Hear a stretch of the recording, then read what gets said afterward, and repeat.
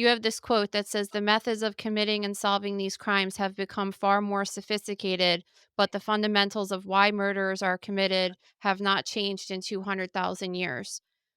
Do you think that people are committing murder less now because they're afraid that they're gonna get caught, or do you think that murderers don't really even care about consequences like that?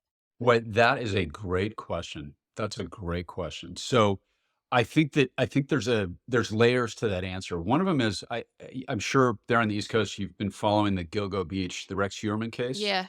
right? So that is he represents, I think, the next generation of serial killers, which is the Dexter type serial killer, where they have all the urges and they want to do it, but they're going to do it in a way that they're going to try to defeat the forensic science. And you know all about this, but they made that case on mito DNA. You know, they made it on hairs, which the numbers aren't 1 in 10 octillion. The numbers are more like 1 in 100 on, hairs, teeth, the mitochondrial bones. That's a much less precise science than nuclear DNA. And that's fascinating. I think that it's a combination. I think we have less serial killers out right now. There's the same amount of people doing it, but I think they're caught much quicker.